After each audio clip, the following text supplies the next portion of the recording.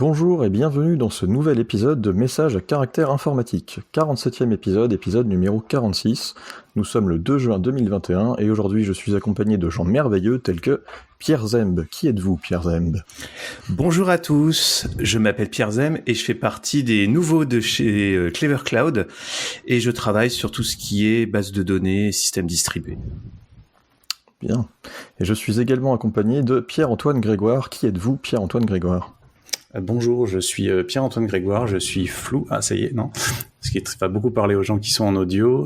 Je suis nouveau chez Clever Cloud depuis 2 ans en permanence et voilà, je travaille sur des sujets de virtualisation, de choses comme ça. Très bien. Et aujourd'hui, nous sommes également accompagnés d'un invité de marque, Dimitri Fontaine. Qui êtes-vous ? Bonjour à tous.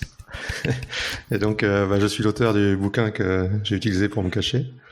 The Art of PostgreSQL, et ça fait une vingtaine d'années maintenant que je gravite autour du monde Postgres, que j'ai contribué un petit peu à Postgres lui-même et puis à pas mal d'outils autour, et que j'ai eu l'occasion d'agir en tant que développeur, DBA, consultant, plein de choses qui gravitent autour de PostgreSQL. Super, on va en reparler dans cet épisode. Comme vous pouvez vous en douter, il y a pas mal de liens Postgres aujourd'hui. Si vous écoutez jusqu'au bout, on va parsemer des morceaux d'un code de promotion pour le livre au fur et à mesure de l'épisode. Soyez attentifs. Et restez jusqu'au bout. Exactement. Alors, premier lien du coup, pas PostgreSQL, on va commencer par un petit lien GAFAM avec Google. Google qui s'est fait attaquer au sujet de la récupération d'infos de localisation alors que l'utilisateur ne souhaitait pas, ou en tout cas avait pensé, ou même voire même avait désactivé la fonctionnalité en question. C'est pas super clair, et malheureusement en fait tous les articles qui parlent de ce sujet-là mentionnent des documents qui ont été divulgués à la suite de ce procès en décalé. Sauf que ces documents ne se chargent pas, il n'y a qu'un seul lien qui est référencé à chaque fois. Je sais pas si c'est que tout le monde essaie de le charger et le lien se fait des autres, je ne sais pas, mais du coup j'ai pas plus de détails que ce qui est dit dans les articles. Donc voilà, l'idée a priori, c'est que Google aurait demandé à certains fabricants, peut-être tous, de cacher ou de rendre assez peu facile l'accès aux paramètres qui permettent de désactiver le tracking de la position et l'historique de position. Voire éventuellement de mettre différents paramètres et de faire en sorte que ce soit vraiment compliqué et qu'on ne sache pas vraiment s'il est désactivé ou pas. Moi je dirais juste aux auditeurs qu'il faudrait du coup, si vous souhaitez désactiver ça, de vérifier que c'est effectivement désactivé, qu'il n'y a vraiment pas d'historique. Parce que, on peut se poser la question en tout cas. J'ai juste vu que Google a répondu à, je crois que c'est The Verge, suite à ça, et ils se défendent en disant que les personnes du coup qui ont fait ce procès, des concurrents, on ne sait pas plus, ont poussé le trait un peu loin et ont déformé, on va dire, la volonté de Google. Voilà, c'est ça leur réponse. Ils disent qu'ils ont toujours fait des fonctionnalités qui respectent la vie privée, etc. Et qu'on est des gens bien. Voilà, donc chacun croit ce qu'il veut. C'est une ligne de défense comme une autre. Voilà, c'est ça. La volonté, un peu vague. L'implémentation. Ouais. C'est ça. Après, c'est toujours la question, la marge entre le vrai devil design, où tu imagines que les gens font les choses de manière malveillante, et le laisser-faire de certaines choses qui vont servir à d'autres départements qui se trouvent avoir besoin de ces datas, et puis qui finalement sont pas très regardants et disent si elles sont là, tant mieux quoi. Tant mieux, exactement. Mais tu vois, c'est pas forcément un devil design, mais c'est pas non plus un design qui empêche le truc, donc c'est compliqué. Oui, c'est ça. On peut pas forcément dire qu'ils ont fait exprès de cacher le truc. Si ça se trouve, c'est juste que c'était très secondaire. Ils ont mis ça dans un coin sans trop y réfléchir, et puis voilà. Mais après, il ne faut pas négliger sur cet aspect-là, j'aime bien important des données. J'aime bien essayer de me souvenir et de rappeler aussi, quand j'en ai l'occasion, que le marché de Google, le business model de Google, en fait, il gagne de l'argent avec une seule chose, Google, c'est la publicité. Google, c'est une agence de pub. Les détails techniques qu'ils nous ont fournis en plusieurs années, c'est vraiment pour eux des détails d'implémentation. Android, ça les intéresse pas plus que ça. Ce qui les intéresse, c'est la pub que ça génère. enfin l'argent qui vient de la pub que Android permet de générer. Pareil avec Chrome, ils ont fait un super navigateur, c'est juste pour afficher plus de pubs. Hein. YouTube, Gmail, etc. Tous ces outils-là, ils ont un seul objectif, c'est rapporter de l'argent via de la diffusion de publicité. Le reste est accessoire. Et il y avait un article qui était, je crois qu'il sort régulièrement, peut-être chaque année ou quelque chose comme ça, qui prend les grandes entreprises du GAFAM et qui montre la répartition de leur chiffre d'affaires par activité. Et Google, on est à, je sais plus, 98% de publicité, quoi. C'est 98. Ah, c'est dans Enfin, dans ces, c'est Google, c'est la pub. Je pensais. Oui, c'est gigantesque. Et en fait, ça drive énormément. Et après, leur objectif, c'est même pas tant d'avoir de la publicité, parce que je pense qu'il y a plein de boîtes qui auraient cet objectif-là, mais leur objectif, c'est d'être les seuls à la fournir. Et d'où le fait de faire des plateformes. Ouais. Parce que Android, l'intérêt, c'est de s'accaparer l'intégralité du mobile pour ne pas être devoir négocier avec d'autres pour être le médiateur de publicité, quoi. Ouais, ça va très loin leur truc. Alors, c'était un article un peu, j'imagine, peut-être diffamatoire, je sais pas trop. À une époque où Google s'intéressait à la santé et au vieillissement des populations, ils ont un département chez Google qui s'intéresse à ça. Et les mecs disent, bah oui, c'est normal parce que en fait, quand les gens meurent, on arrête de leur vendre de la pub. Et nous, on voudrait vendre plus de pub. On a l'intégralité du marché mondial, on n'arrive pas à avoir plus de gens. Donc le seul moyen d'avoir plus d'argent maintenant, c'est que les gens vieillissent plus, quoi, parce qu'on les a tous. Donc, maintenant, il faut qu'ils restent plus longtemps. C'est ça. Donc ils s'intéressent aux techniques de médecine et comment garder les gens en bonne santé plus longtemps, parce que sinon ils perdent du chiffre d'affaires, quoi. Donc en fait, il faut regarder plus de pubs pour que Google s'occupe de nos vies, pour vivre plus longtemps, mais tu vis plus longtemps pour voir des pubs. Voilà. C'est notre seul but dans la vie. C'est chaud. Quand même. C'est chaud. Bien, je vous propose de passer au lien suivant, autre GAFA, mais cette fois c'est Amazon. Amazon qui, bon là c'est encore un truc lié, hein, on est toujours sur une histoire de procès. Amazon est attaqué par le gouvernement américain pour pratiques déloyales envers les vendeurs de sa marketplace. C'est pas un très gros procès, c'est on va dire un petit détail qui va sûrement pas leur coûter très cher. La partie intéressante, c'est juste que c'est la première fois que Amazon est attaqué par le gouvernement américain lié à des pratiques déloyales. Voire même tout court d'ailleurs, je crois pas qu'ils aient déjà eu de procès par le gouvernement américain, qui de toute façon n'a pas tellement l'habitude de se mêler de ce genre d'affaires, quoi. Donc c'est quand même intéressant à voir. Voilà. Et c'est lié de près ou de loin à... Ah non, pardon, j'allais dire une bêtise, j'avais parlé de Epic, mais Epic c'était avec Apple là-bas. Oui, ouais, non, là Marketplace, c'est vraiment pas lié.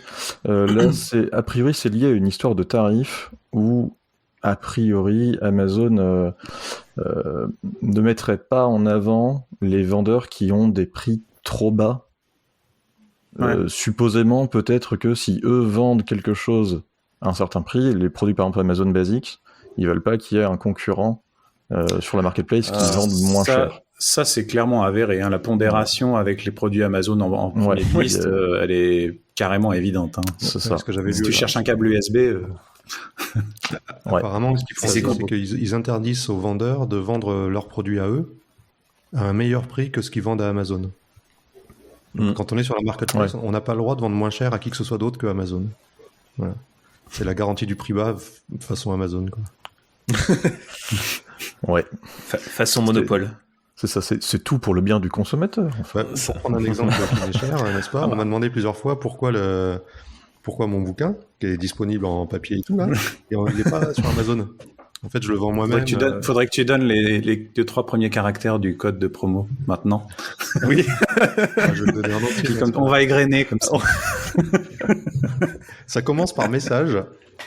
Et le code promo va tenir 30% de remise. Alors, il faut deviner. Il y a un trop grand indice.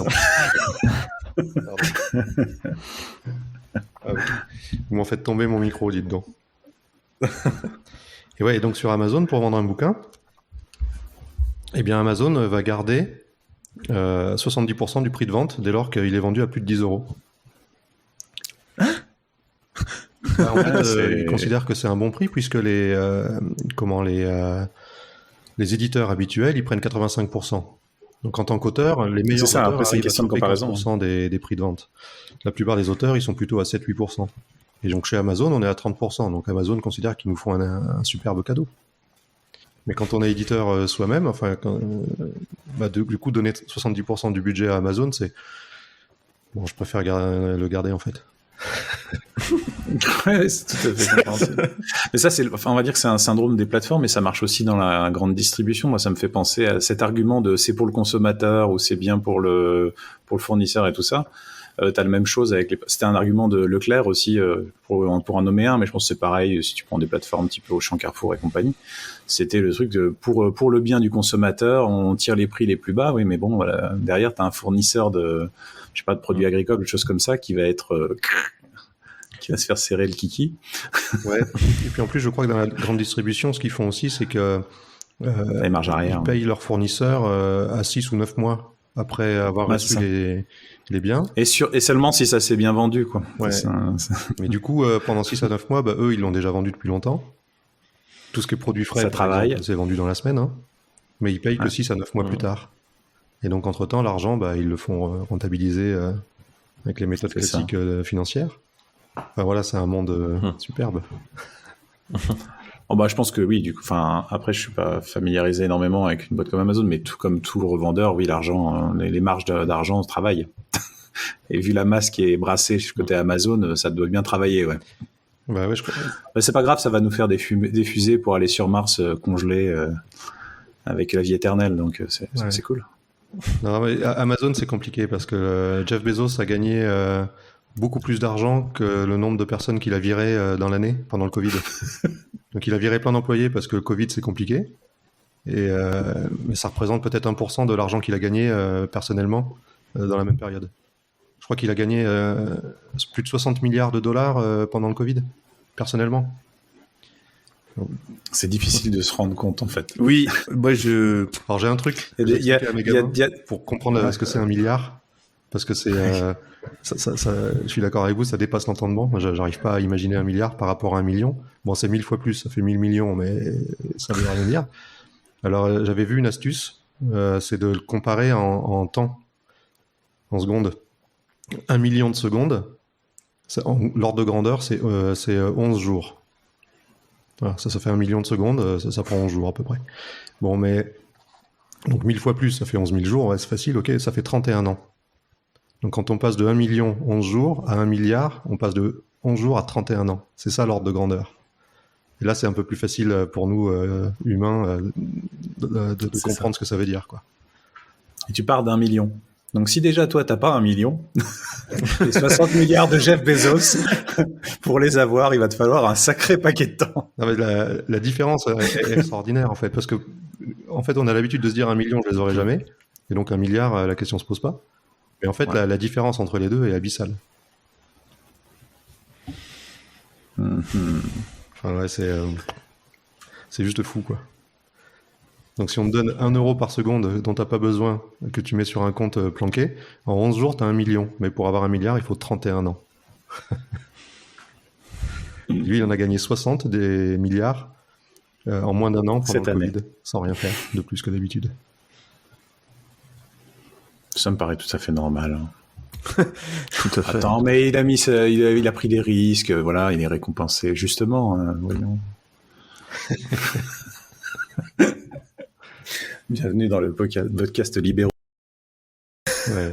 On est à 2 doigts de parler des employés Amazon qui sont obligés de porter des couches parce qu'ils n'ont pas le droit de faire des pauses pipi, donc... On va être triste après, on va pas parler de tout ça. Ouais, mais c'est pour réussir à faire les 31 ans en continu, c'est normal. Certainement. Bon, on va quitter le monde du commerce et des inégalités pour partir sur le monde de la tech avec un article posté par Pierre-Antoine au sujet de Quick. Enfin oui, disons posté dans notre lien, voilà, un lien proposé, c'est pas toi qui l'as écrit, bien sûr. Alors, et puis je suis pas du tout autorité là-dessus. Alors moi j'ai pas découvert Quick, j'entendais parler de Quick, je regardais un petit peu de côté, un peu comme Speedy ou des choses comme ça, mais travaillant pas mal dans un univers d'entreprise et à part quand je travaille avec mes chers amis de Clever, le sujet de Quick et des protocoles très récents est un sujet qui est plutôt disons de la science-fiction dans l'immédiat, mais qui est quand même quelque chose de très intéressant parce que ça permet d'optimiser justement tout ce qui est transport autour d'HTTP, HTTPS même pour être plus précis, parce que c'est quand même basé beaucoup sur le principe que par défaut c'est du TLS. Et Et donc, il y a un article qui explique relativement bien ce qu'est Quick à l'occasion de la publication d'une série de RFC dont la principale est la 9000. Et comme on disait en rigolant, on a l'impression qu'ils ont fait exprès pour cibler un compte rond pour le côté marketing du truc. Mais je pense pas que ce soit aussi simple. Non, parce qu'il y a plusieurs RFC. Après, il y a la 9000, la 8999 d'avant, 8999 pour nos amis tout truc riverains. Et la 9001, 9002 aussi, qui sont attachés. Et donc, ce groupe de RFC normalise Quick. Donc, pour ceux qui savent pas ce qu'est Quick, c'est un protocole qui, du coup, n'utilise pas TCP pour faire de l'HTTP ou de l'HTTPS. Et normalement, un protocole qu'on pourrait voir au même niveau que TCP ou UDP. Mais là où ça se complique un petit peu, c'est que pour simplifier son déploiement et pour éviter de trop réinventer, de pouvoir passer par les tuyaux existants et tous les appareils existants, en fait, ils ont basé Quick sur UDP. Donc, c'est une surcouche sur UDP, mais qui se situe quand même dans le même, on va dire, dans la même région de type de protocole. Et donc l'intérêt, c'est d'ouvrir des connexions et de permettre de charger plein de ressources en parallèle et d'ouvrir, on va dire, des sockets spécifiques pour charger, par exemple, toutes les CSS, tout le JavaScript d'une page dans une même connexion et pas avec des connexions successives ou parallèles, mais qui sont complètement distinctes et basées sur TCP et stabiliser un peu tout ça et augmenter la débit, la qualité de tout ça. Alors, je vais pas rentrer dans le détail là-dedans parce que l'article en lui-même, je pense qu'il nous prendrait la moitié du podcast à détailler. Et encore une fois, j'en suis pas expert, je l'ai découvert, mais je trouve que c'est très bien expliqué. Ça, il faut le dérouler tranquillement. Alors après, ça rentre pas mal dans le détail de la RFC, pourquoi elle est là et tout ça. C'est pas la partie, moi, qui m'a fasciné le plus. Mais ne serait-ce que l'intro sur le pourquoi du comment et l'historique est vraiment pas mal. Après, j'ai pas énormément plus à dire que de vous dire d'aller suivre le lien dans les show notes. Mais si vous avez des choses à dire là-dessus, vous êtes déjà confronté à ça, n'hésitez pas. La question qui me vient, c'est est-ce que l'article parle de la qualité de connexion réseau dont tu as besoin pour pouvoir passer de TCP à UDP? C'est pour les pays qui sont bien connectés, où on a la fibre, ou 4G, 5G, etc. J'imagine que UDP qui remplace TCP, c'est une super bonne idée. Quand les connexions restent en ADSL ou sur des trucs un peu moins fiables, le RTC c'est peut-être fini maintenant, peut-être dans tous les pays, je suis même pas sûr. Mais pour ces pays-là, est-ce que ça marche? Alors, sur ce qu'ils expliquent, un des buts justement, et il y a une des RFC qui normalise ça, c'est de gérer ce genre de problématique. Ça rentre pas énormément dans le détail, mais il y a beaucoup de liens dans cet article lui-même vers d'autres choses externes que je suis pas encore allé voir. Il y a beaucoup de travail qui a été fait justement sur cette réconciliation des paquets et la conciliation en cas de perte de connexion, de connectivité ou de choses comme ça. Mm-hmm. Je pense que c'est un des buts aussi parce que un des buts principaux est de targeter des devices mobiles. Mm-hmm. Et je pense qu'il y a une grande partie du marché asiatique ou en Afrique qui sont essentiellement basés sur le mobile et où là, je pense que c'est une des cibles principal aussi pour ce protocole, donc je pense pas que ce soit négligé.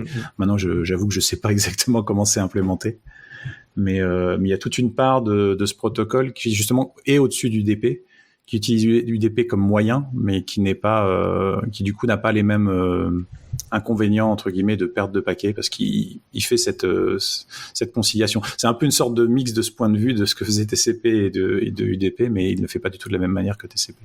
Ok. De ce que j'avais compris, en fait, à la base, l'idée derrière Quick et Speedy avant et qui a été utilisé derrière dans HTTP2, c'était vraiment de faire un meilleur TCP, faire un TCP plus intelligent, qui fait des retries justement, qui gère les pertes plus intelligemment. Et après, il y a eu le côté connexion parallèle, préchargement de certaines choses, etc. Mais il me semble qu'à la base, c'était vraiment le côté un meilleur TCP, quoi, qui se base sur UDP parce que c'est une façon simple de le faire, comme tu le disais, de réutiliser l'existant. Je pense qu'au départ, comme Speedy, ils avaient probablement une volonté d'en rajouter un troisième, qui serait une alternative, mais qui se sont rendus compte que déjà, ils n'arrivaient peut-être pas à mettre tout le monde d'accord, et que le temps que ça s'intègre dans le matériel, ça allait être assez compliqué, parce qu'il y a quand même beaucoup d'appliances dans ce domaine-là, et de choses qui traînent partout, où finalement la mise à jour va être vraiment, vraiment, vraiment complexe.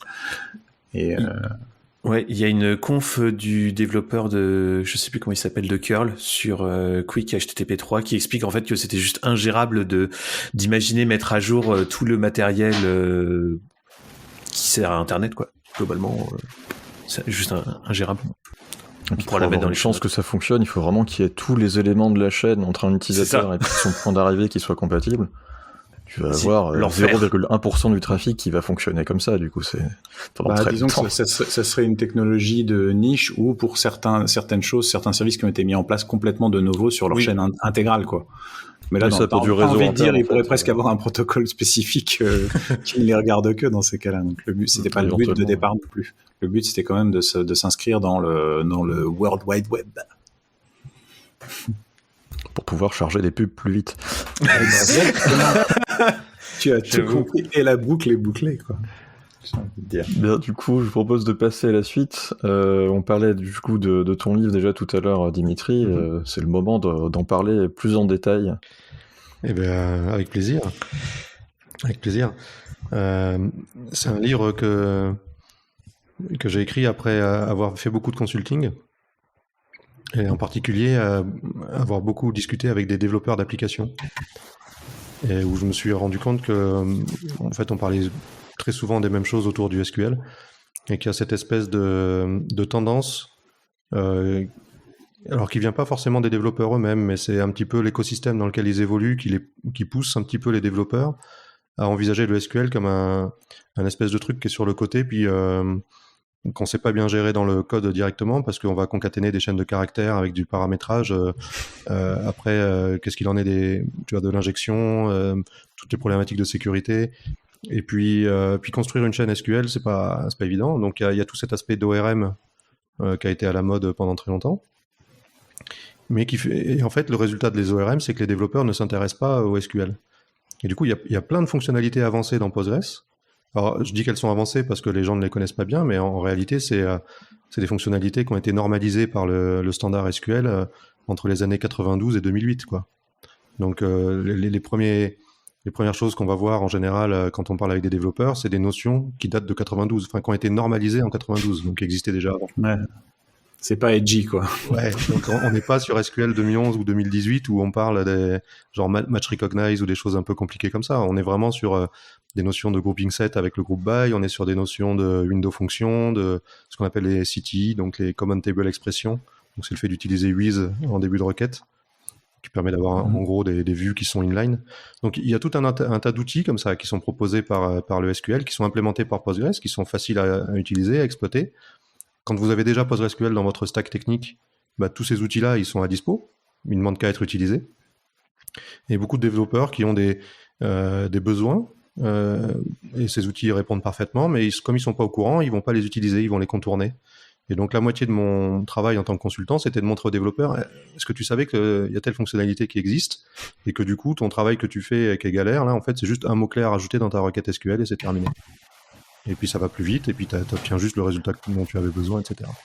Et donc c'est comme ça que petit à petit m'est venue l'idée, déjà sur mon blog où j'ai écrit beaucoup d'articles d'introduction comme ça de fonctionnalités SQL, et puis au bout d'un moment j'en ai fait un livre, quoi. Voilà. Et donc le livre il s'adresse aux développeurs d'applications, des gens qui font du SQL, quoi. La plupart des livres Postgres qu'on trouve sont plutôt orientés administrateurs de bases de données, donc c'est plutôt le lien avec l'administration système, le matériel, l'optimisation de performance, la fiabilité, la haute disponibilité, tous ces aspects-là qui sont vraiment importants également.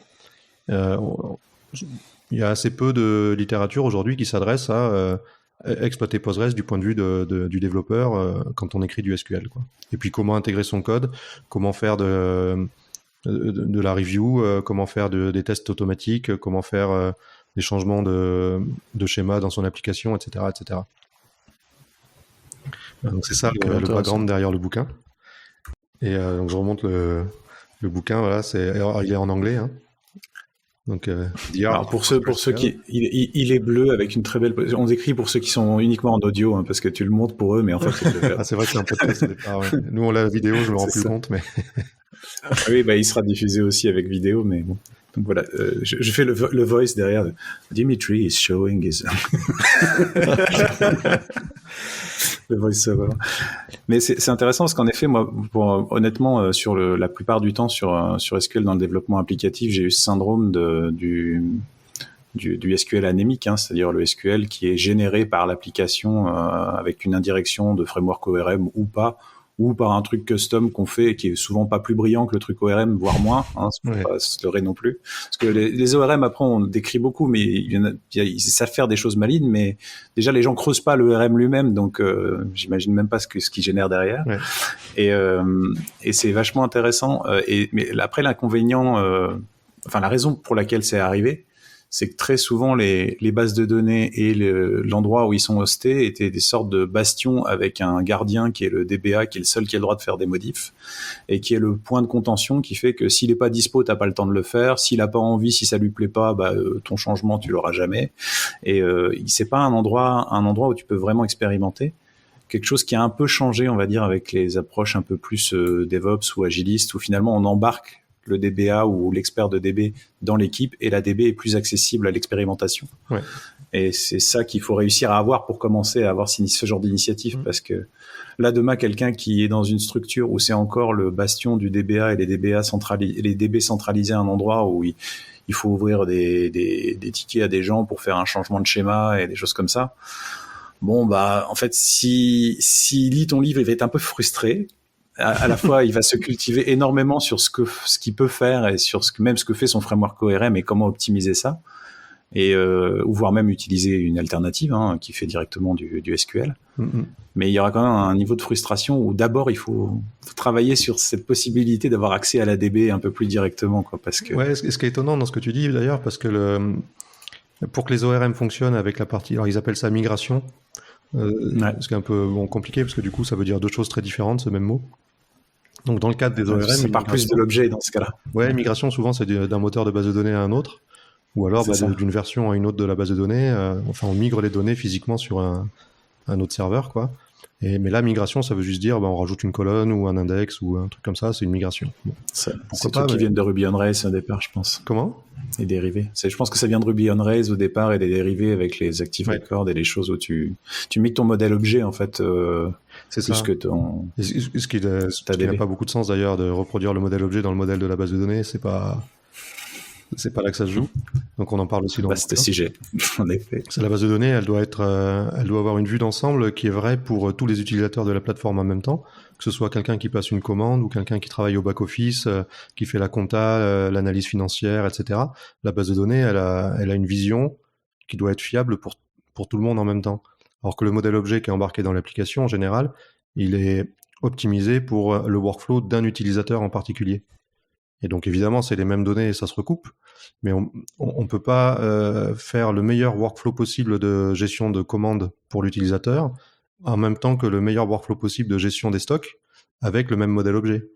Enfin, pas forcément. Enfin, en tout cas, on va pas céder quand on essaye de faire les deux en même temps, quoi. Bon, bref, tout ça, c'est un grand débat. Mais sur la partie ORM, moi, ce qui m'étonne dans ce que tu disais tout à l'heure, c'est que pour que l'ORM fonctionne correctement et soit capable de faire ces migrations, il faut lui donner une chaîne de connexion avec les privilèges suffisants. Donc, dans PostgreSQL, typiquement, c'est le propriétaire de la base de données qu'on va utiliser, ou en tout cas un utilisateur qui a les droits de faire un alter table ou un create index. Et du coup, ça nous oblige à bypasser toutes ces règles de sécurité, ou en cas de SQL injection, par exemple, on veut absolument pas que quelqu'un puisse faire un drop table alors que c'était pas prévu. Quand on regarde un rapport SQL, on est censé avoir des droits de lecture seuls. On n'est pas censé pouvoir faire alter table. Or, si on veut simplifier, on va séparer les droits. On va dire, il y a les droits de l'application, qui sont des droits de select, donc de vue des données, de toutes les données. Et puis, au plus simple, on a le droit de tout voir, et puis on a le droit de faire ce qu'on appelle les DML, donc insert, update, delete, de gérer les données. Par contre, gérer le schéma, évidemment que l'application au quotidien, quand il y a quelqu'un qui clique derrière son navigateur, il n'a pas le droit de modifier le schéma. C'est la moindre des choses. Et on passe avec les migrations dans l'ORM et la même chaîne de connexion pour les deux, on enlève tout ça. Voilà, donc, voilà, l'aspect ORM, je comprends ses avantages, mais ça n'a de cesse de m'étonner, quoi. Ouais, bon. Je trouve ça un peu dommage, mais... Je suis assez d'accord avec toi. Après, je pense qu'il y a aussi un grand manque de compétences où une fois que les gens ont fait leurs objets, ils se disent voilà, je veux le persister. Mais après, ça vient aussi de paradigmes. Ces paradigmes, en fait, la database, un peu à la microservice, où en fait, tu as une source de données derrière un service et t'es censé t'adresser à ce service et pas aller taper toi-même dans la source de données. Ouais. Et cette source de données, elle peut être une base de données SQL ou autre chose, quoi. Et ça devient un détail d'implémentation en dessous. Et ce qui est un peu à l'envers du raisonnement que tu as notamment dans ton livre. Et parce que tu n'exploites pas vraiment le moteur qui est derrière, quoi. Pour moi, c'est encore un stockage brut, quoi. Ouais. Alors, je suis désolé, mon son est pas très bon, donc des fois je vous coupe la parole. Mais pour moi, l'idée c'est encore pire que ça. C'est que c'est pas pire, c'est pas mieux, c'est différent. Il y a deux axes qui sont contradictoires. C'est que dans ce que tu dis et que je retiens, ce que j'entends le plus, c'est que là, du coup la base de données est un système de stockage. Mais c'est pas le cas, puisque du stockage, si vous êtes dans le monde Java, vous allez gérer des fichiers XML, c'est du stockage, vous les mettez dans S3 en blob storage, et vous avez une garantie de stockage, tout va bien. La base de données n'a jamais voulu résoudre le problème du stockage. En fait, dans les années 70, les gens savaient écrire des fichiers sur disque et puis les relire et les mettre en mémoire. Hein. Ça, on n'a jamais eu ce problème-là. Donc la base de données, elle n'est pas là pour ça. Elle est là pour gérer la concurrence d'accès aux données.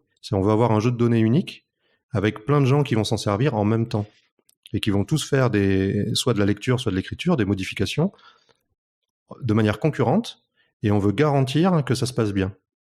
Et ça, c'est vraiment complexe.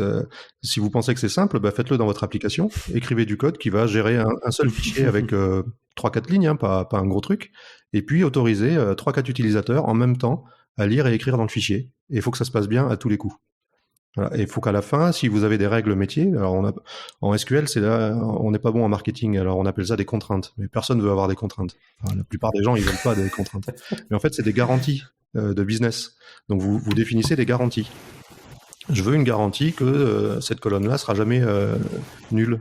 Ou elle aura ce sens-là, et il faut garantir ce sens avec des relations de clés étrangères, avec des choses comme ça.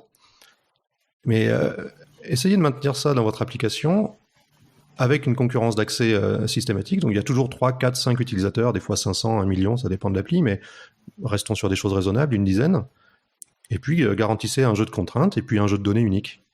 Et ça, c'est vraiment dur. Et c'est ça, en fait, que fait donc tu parlais de microservice. Le microservice base de données, il est là pour ça, la concurrence d'accès. Et c'est ça qui est compliqué vraiment. Et le SQL, pourquoi il est intéressant d'avoir des fonctionnalités de plus en plus avancées et compliquées dans le SQL, c'est qu'il y a des moments, les aspects de concurrence d'accès aux données, ils vont être liés à des traitements de plus en plus compliqués. Et la question que j'aime me poser, moi, de savoir est-ce que ça vaut le coup d'écrire une requête SQL complexe, c'est est-ce que le traitement que la requête implémente, je dois le protéger en termes de concurrence d'accès. Est-ce que c'est compliqué ? Si je récupère les données, je le fais dans l'appli. Est-ce que si pendant ce temps-là, les données changent, est-ce que s'il y a un insert qui passe, un delete, quelque chose, est-ce que si je fais 3 requêtes à la suite, est-ce que le résultat est consistant ? Est-ce qu'il a du sens pour mon application ? Est-ce que mon rapport comptable, il va pas être foiré parce qu'entre-temps, quelqu'un a fait un delete sur les trucs de l'an dernier parce qu'il y a eu un rattrapage à faire ? Comment je garantis que mon export, il a du sens au niveau comptable ou au niveau financier, au niveau... Ça dépend avec qui on travaille, quoi, parce que quand on fait du SQL, on travaille un peu avec tout le monde. Mon suivi de commande, ou est-ce que la personne, je lui autorise à commander le dernier item de la liste que j'ai au stock ? Bien sûr, mais une seule personne, hein, pas 2. Parce que c'est le dernier. Et puis il faut déclencher un appel de relance des stocks pour en refournir, etc., etc. Donc c'est tout ça qui est compliqué en vrai. Et donc le SQL, on embarque du traitement dans le SQL quand le traitement, il est nécessaire de le garantir en termes d'aspect transactionnel, en fait, de concurrence d'accès. Garantie de cohésion. On a besoin d'être capable d'exprimer des choses compliquées, même en SQL, quoi. Voilà. C'est comme ça que j'aime bien réfléchir au truc de mon côté.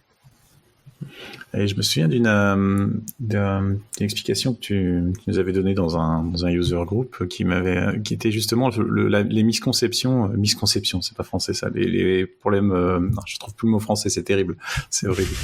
Je vais dire misconception, puis on nous tapera dessus venez nous taper dessus dans les commentaires, n'hésitez pas. Et sur le concept de relation, en fait, les gens parlent de base de données relationnelle. Oui. C'est un grand classique, ça. En fait, relationnel, ce que ça veut dire, c'est qu'une relation dans une base de données relationnelle, c'est la même chose, c'est le même concept qu'une relation au sens mathématique. Quand on fait un peu d'algèbre ou quoi, en mathématiques, ce qu'on nomme une relation, ça va être un ensemble, une liste quoi, d'objets qui ont toutes les mêmes propriétés. Donc on parle de domaine et d'attributs du domaine en SQL dans la norme. Si on veut rentrer dans les détails de la théorie relationnelle, c'est des tuples qui ont les mêmes attributs de domaine. Alors tuple, ça veut dire quoi? Tuple en anglais, ça se dit n-uplé en français. Parce que alors, quand il y en a qu'un, c'est un singleton. Quand il y en a deux, c'est un couple. Quand il y en a trois, etc., etc. Et donc quand il y en a n, c'est un n-uplé. Voilà. Et donc ça veut juste dire qu'il y a n colonnes. Et en anglais, ils n'ont pas pris n, ils ont pris t. Donc ça fait tuple. C'est plus facile à dire peut-être en anglais, je sais pas. Mais en tout cas, ça veut juste dire qu'on connaît le nombre de colonnes et que de toutes les lignes de la relation, elles ont le même nombre de colonnes. Et ensuite, l'histoire des domaines d'attributs, c'est que donc les colonnes, c'est des attributs, et les domaines, c'est le typage de données, en fait. C'est que chaque colonne a toujours le même type de données. Et donc la théorie relationnelle, c'est une théorie qui nous permet de travailler avec des listes d'objets qui sont tous composés de la même manière. Ils ont les mêmes nombres d'attributs, donc colonnes, et chacun des attributs est du même type. Donc quand vous avez une colonne qui est de type entier, toute la colonne, de tous les objets sur cette position de colonne-là vont avoir un entier à proposer. Et c'est ça une relation en fait. Donc une base de données relationnelle, c'est un machin qui gère plein de relations. Et alors après, dans la théorie relationnelle, le fait qu'il y ait des tables et des index, ça n'a aucun intérêt. Dans le standard SQL, il n'y a pas d'index. Parce que ça, c'est des optimisations d'accès aux données. Ça ne correspond pas aux données, à comment on les exploite. Donc vous n'avez pas le droit normalement en SQL, quand vous créez un index, de changer le résultat d'une requête. La vitesse à laquelle elle s'exécute, pourquoi pas. Ça peut être plus rapide ou plus lent, ça dépend. Si vous rajoutez des index, les inserts vont être plus lents, c'est normal, il faut maintenir les index. Mais les selects vont être plus rapides, sinon on ne créerait pas d'index. Et du coup, c'est un compromis qu'il faut gérer intelligemment. Mais ça ne change pas le résultat de la requête. Et donc, tout l'aspect relationnel, c'est ça. C'est des collections quand on est dans le domaine, quand on est en Java, quand on est en .NET, quand on est dans n'importe quel langage applicatif. Vous avez toujours une API pour gérer des collections. Et les collections, c'est quoi? C'est un ensemble d'objets qui sont tous du même type. Et alors après, le grand débat du relationnel, c'est est-ce que c'est en anglais, donc il y a set ou bag. Je suis pas sûr de pouvoir utiliser la bonne terminologie en français. Donc est-ce que c'est un ensemble qui autorise ou pas les duplicats? Donc un ensemble au sens strict mathématique du terme interdit les duplicats. Dans SQL, il faut faire l'effort supplémentaire de créer une clé naturelle pour les empêcher. Et du coup, c'est un grand piège où tout le monde se fait avoir, mais bon. Donc il faut faire ça soi-même, alors qu'en mathématiques, la notion de relation, elle a pas de ligne doublée, quoi. Ça n'existe pas les doublons en maths. Mais en SQL, ils ont fait le choix de pas forcer l'interdiction des doublons. Donc c'est à nous d'y réfléchir et de savoir si on veut les accepter ou non. Si on veut faire du unique ou pas, quoi.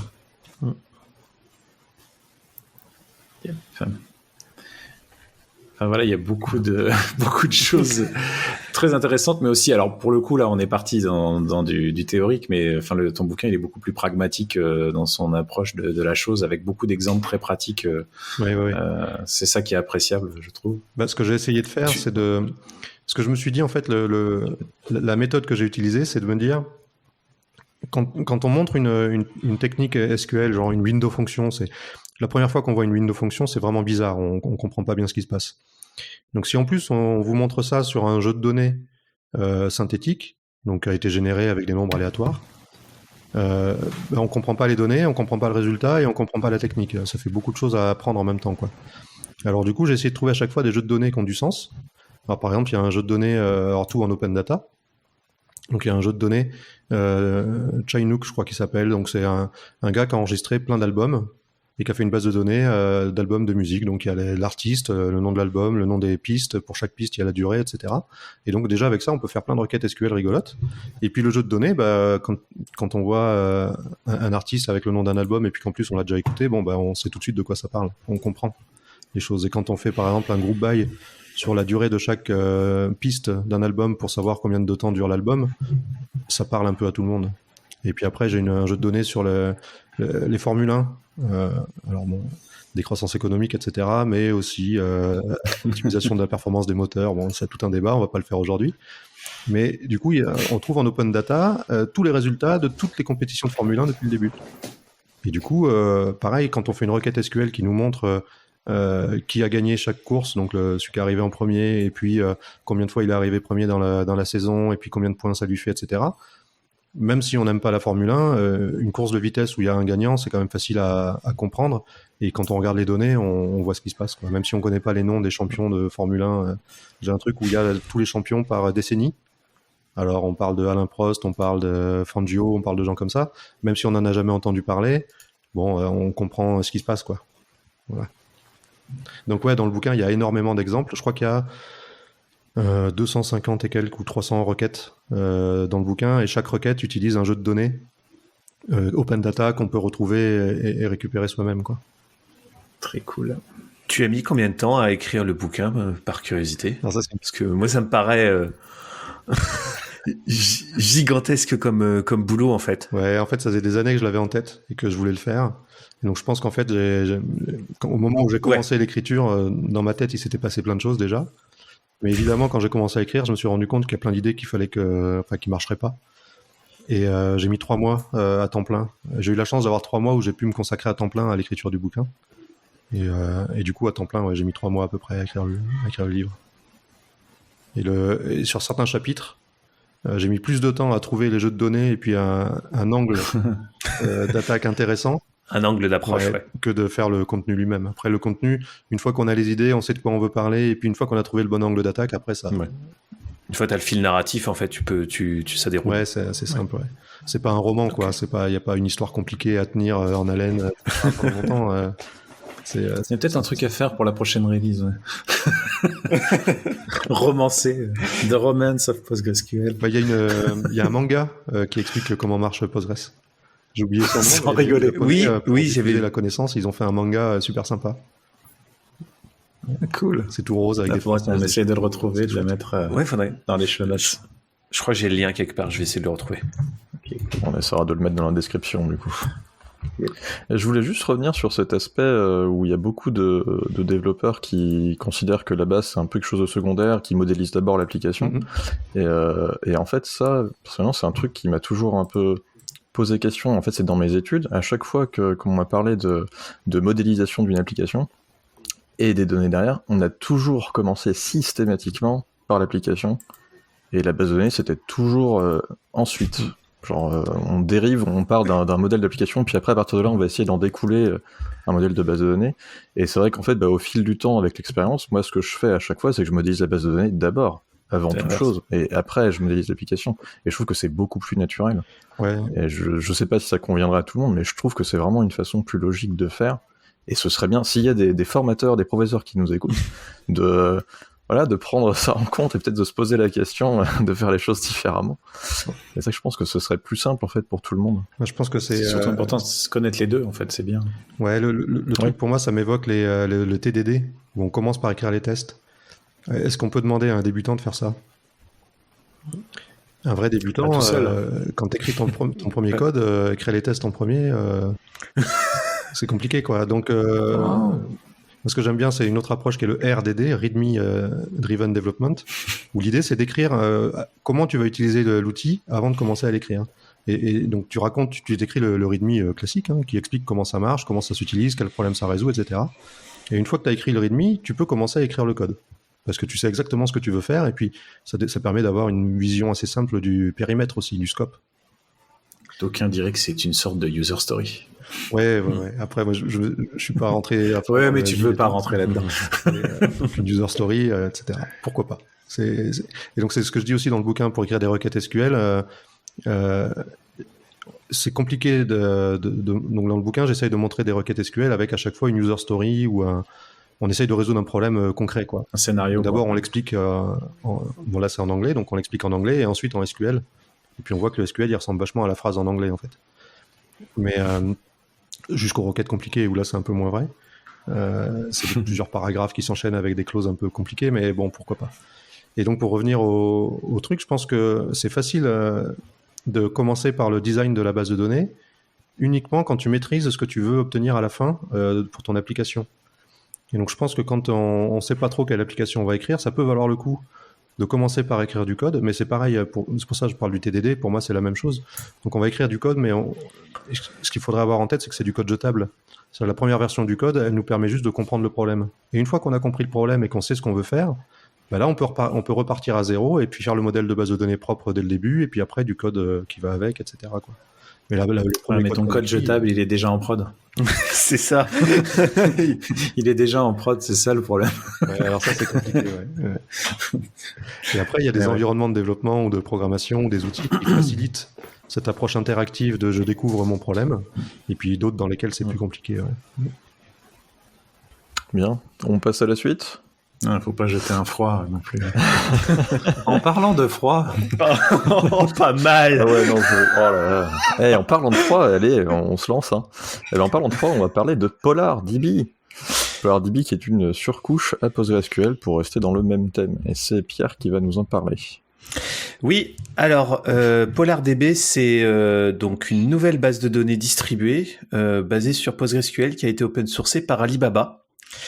Alors PolarDB, j'ai regardé un peu. En fait, c'est un produit chez Alibaba managé qui vous permet de spawner du SQL distribué. J'ai pris des notes. Ça gère jusqu'à 16 nœuds et de la réplication, de l'achat, etc.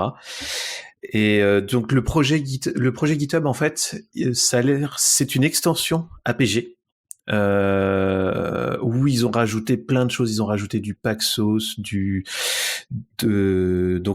Paxos, de la réplication, du failover. Enfin, c'est vraiment un système distribué entier qu'ils ont, qui est fourni en tant qu'extension PG, donc PostgreSQL.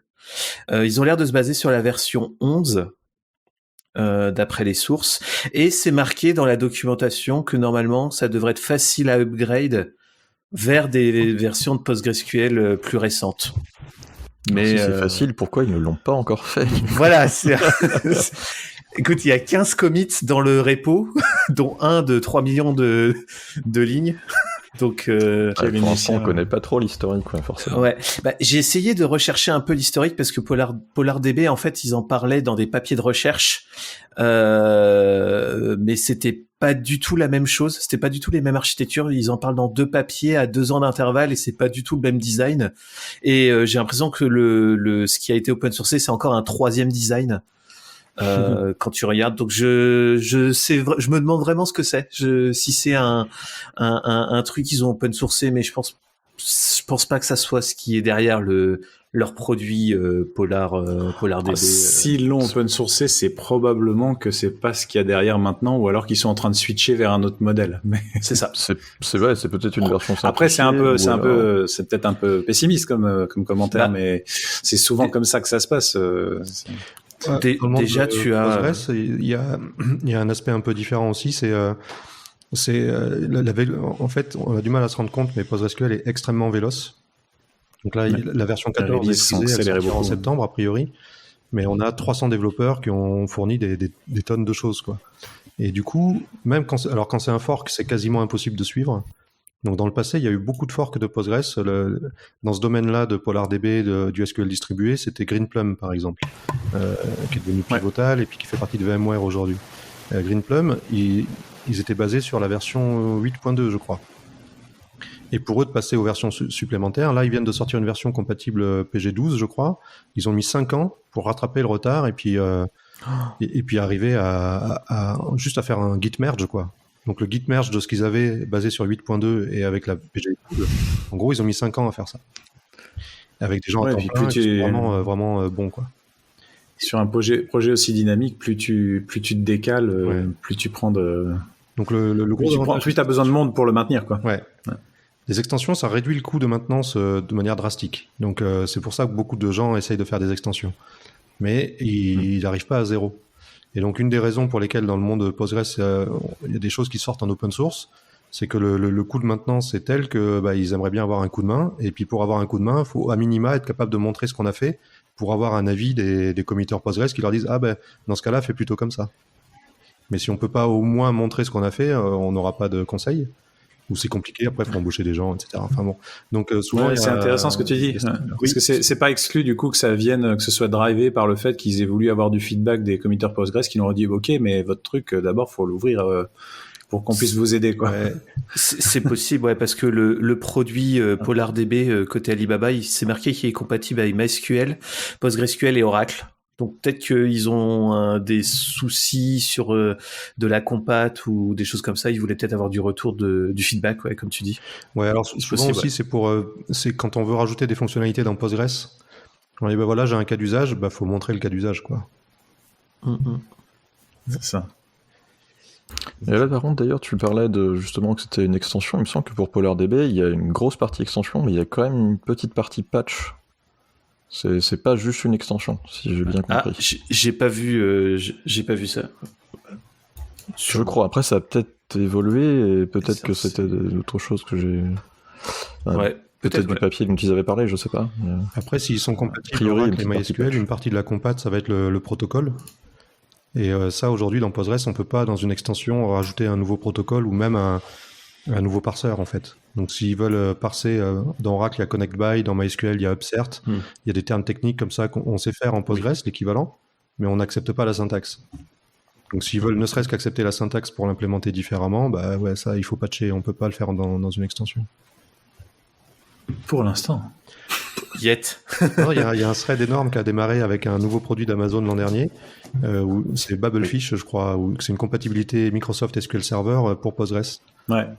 Et on en avait parlé. Il y a des gens d'Amazon qui essayent de contribuer à une façon de faire des protocoles et des syntaxes extensibles pour Postgres. Donc, regardez les threads sur les mailing lists, il y a énormément de discussions autour de ça. Il y a des problèmes techniques, il y a des problèmes philosophiques, il y a des problèmes de licence, etc. Et c'est très intéressant. Oui, quelque part. Enfin, après, je connais pas moi le fonctionnement on va dire la manière dont ça parse la syntaxe et ça en fait quelque chose. Mais j'imagine que derrière, c'est l'idée d'en faire une sorte d'AST que tu peux du coup implémenter dans différents langages, quoi. Mais c'est déjà le cas en fait. SQL, c'est un énorme compilateur. J'imagine qu'il y en a déjà. Ouais.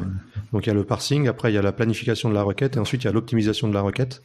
Et comme tous les systèmes un peu optimisés, en vrai, il y a un petit bout de planification qui est fait dans le parseur, et il y a un petit bout d'optimisation qui est fait dans le planificateur, et il y a des petits voilà. Et après il y a l'exécuteur, donc il y a un moteur séparé. Là, en fait, dans Postgres, quand vous faites explain, bah, vous voyez quasiment l'AST dont tu parlais.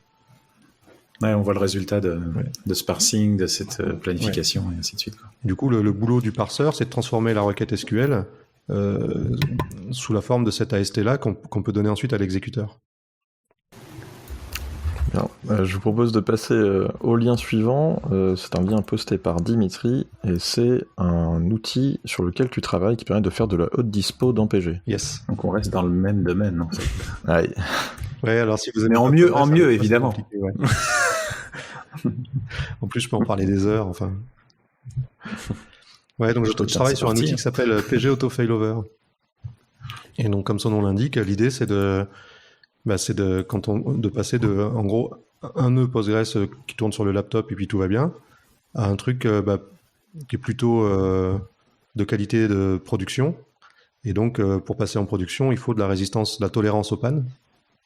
Et donc, comment on fait de la tolérance aux pannes ? En base de données, en général, ça ressemble à un failover, donc à une capacité de bascule en français.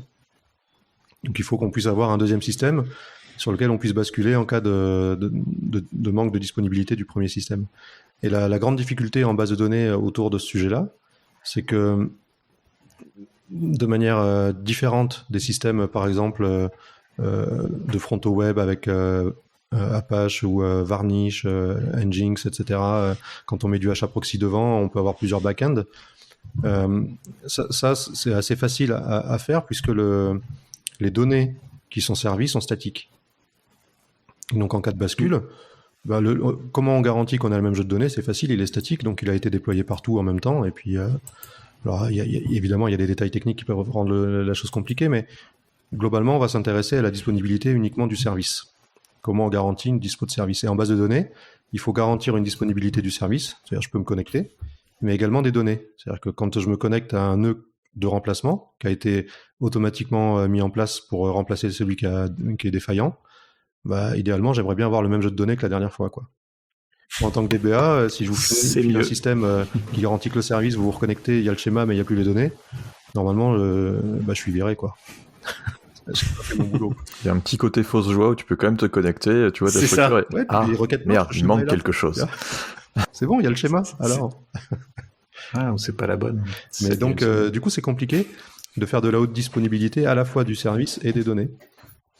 Et donc, avec PG Auto Failover, on a commencé par implémenter des choses simples avec juste 2 serveurs.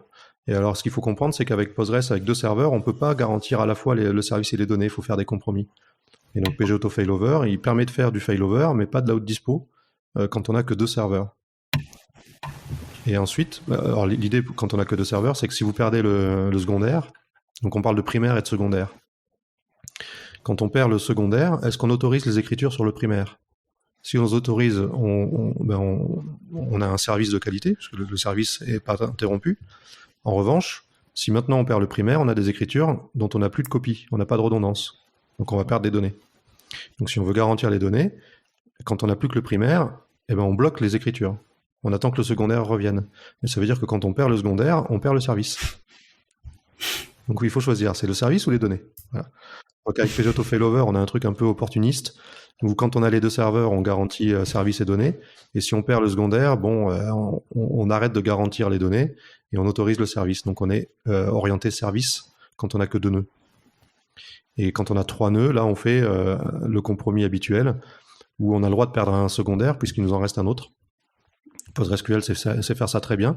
Donc quand on a 3 nœuds, on peut perdre n'importe lequel et continuer de garantir le service et les données.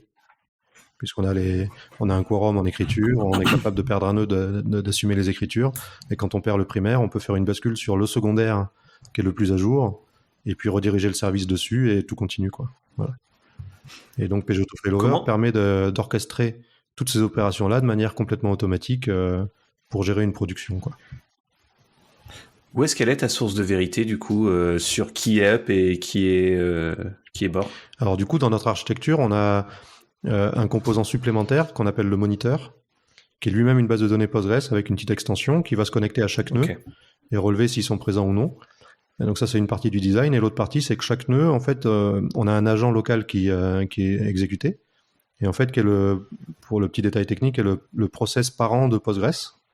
Du coup, quand vous tournez avec des containers, vous avez une seule arborescence de process avec un process parent identifié, qui est PG AutoCTL. Donc lui, il gère tout ça. Et lui, il se connecte au moniteur chaque seconde et il explique au moniteur où il en est. Et le moniteur, lui, c'est le donneur d'ordre. Donc dans certains systèmes distribués, on appelle ça le témoin également. Donc lui, il va regarder ce qui se passe avec chaque nœud et puis prendre des décisions et donner des ordres aux nœuds. Et les nœuds, eux, chaque seconde, ils contactent le moniteur, ils disent voilà où j'en suis, ils récupèrent un nouvel ordre et puis ils l'implémentent. Voilà. Donc c'est ça. Ça marche. Effectivement, c'est bien vu et il faut un nœud supplémentaire pour faire de l'haute dispo. Il te faut ta source de vérité ou au moins quelqu'un d'extérieur pour dire qui est vivant et qui est mort. Et exactement. En fait, tu fais du achat de nœuds avec 3 nœuds, en fait. Bah oui, c'est ça. C'est de la triche. Quand on a que 2 nœuds, on peut pas distinguer est-ce que j'arrive plus à le contacter parce que j'ai un problème réseau ou est-ce que j'arrive pas à le contacter parce qu'il est plus disponible. Speedbrain, quoi. Donc c'est compliqué de faire de haute dispo avec 2 nœuds. Ouais. Bah ouais, c'est pas possible. Il y en a qui ont essayé. Pour clarifier peut-être pour les gens qui seraient pas au courant de ce problème-là, l'idée c'est que si jamais il y a juste une coupure réseau entre les deux, si jamais le secondaire décide l'autre est tombé, ok, je deviens le leader, le problème c'est que l'autre il est peut-être encore accessible au client, et du coup les requêtes elles vont aller potentiellement sur les 2 nœuds à la fois, et on va Ils croient tous les deux être un leader. petit problème d'incohérence qui est bien plus grave à régler qu'un problème d'indispo. Ouais. Vaut mieux que le service soit par terre que de devoir fusionner des données qui ont vécu séparément dans 2 endroits. Ouais, c'est ce qu'on appelle le split c'est brain. vraiment pas une situation enviable. Ouais, exactement. Ça, t'as raison, c'est le truc à éviter. C'est la grosse plaie. C'est la grosse plaie. Il y a plein d'histoires d'outage avec des split brain ou des mauvaises élections de leaders dans des systèmes de consensus genre Paxos et Raft. Le dernier en date c'était Cloudflare et etcd. Ils ont eu ce cas-là par exemple. Et là, pour reconstruire ta source de vérité, l'enfer quoi. Ouais, d'autant qu'il y a certaines transactions, si on est sur du SQL, alors ETCD c'est un peu différent, mais sur du Postgres, il peut y avoir des transactions qui ont été autorisées, ou des débits bancaires par exemple. Alors c'est un faux exemple, il faut surtout pas utiliser celui-là, donc je fais exprès, je le prends, puis après on dirait qu'il est uniquement illustratif. En fait, c'est ça. Il faut aussi dire que c'est un mauvais exemple, sinon les gens continuent d'utiliser. Et du coup, on peut autoriser des débits bancaires, alors qu'en fait, il y avait plus assez d'argent sur le compte, et quand on rapproche les deux nœuds qui ont été primaires pendant un moment, on se rend compte qu'on a fait des grosses bêtises. Et donc, pourquoi il ne faut pas prendre cet exemple-là? Parce que les banques savaient faire des débits bancaires et du déficit au temps des Templiers, avant qu'on ait des ordinateurs. Ils ont toujours su faire ça. Et en fait, ils gèrent très bien le risque. C'est-à-dire que quand ils se trompent et qu'ils vous autorisent à prendre de l'argent que vous n'avez pas, derrière, ils vous font payer 15% d'intérêt, ça s'appelle les agios. Et donc, ils gagnent de l'argent quand ils se trompent. Voilà. Donc, c'est un problème que les banques n'ont jamais voulu résoudre. Et donc, il n'y a aucune banque qui fait du transactionnel qui garantit que le compte n'arrivera jamais en dessous de zéro, quoi. Et oui, ils vous font payer quand ça arrive, c'est tout. Donc, bon, c'est un autre débat, mais c'est l'exemple le plus utilisé en système distribué transactionnel, et en fait, les banques n'ont jamais fait ça, quoi. C'est même utilisé pour valider des bases de données distribuées. Tu fais des transactions à gogo, et tu vérifies que la somme de l'argent fait toujours tant d'euros ou tant de dollars. Être capable de faire ça, c'est vachement bien, hein. C'est juste que les banques l'ont jamais fait. Ils le font in fine, quoi. C'est ça. Ouais, de manière systématique. Ils ont des mécanismes de réconciliation. Ils ont des badges qui tournent toute la nuit, et puis à 8h du matin, ils disent si tu leur dois de l'argent ou pas, quoi. Tada. C'est ça, c'est la réconciliation amicale. Et à ce moment-là, tu reçois ton SMS de ta banque. Vous êtes en négatif à la fin du batch. Donc, ça peut être entre 6h et 10h, tu vois, suivant la vitesse du cluster. Donc on n'est pas sur un système distribué en ligne en permanence. Enfin, on n'est pas sur les problématiques Paxos ou Raft, quoi. Non. Très clairement, ouais. Bien. On reste dans le monde du SQL, mais là, c'est plus PG et c'est un peu plus particulier. C'est un SSD qui parle SQL. Et c'est Pierre qui va nous en parler. Oui, alors c'est un papier de recherche qui a été publié ce mois-ci au VLDB. Alors le VLDB, c'est un forum sur ça s'appelle Very Large Database, et globalement ils sortent des recueils avec tous les derniers papiers de recherche liés au monde de la base de données des systèmes distribués. Donc ils ont sorti plein de papiers pour le mois de mai, et il y en a un qui est très très rigolo, qui est fait par Samsung, qui ont complètement modifié un SSD, et au lieu que le SSD expose du bloc qui va être consommé par le kernel, etc., en fait, il expose directement du SQL. Donc, vous pouvez taper en fait le SSD directement en JDBC.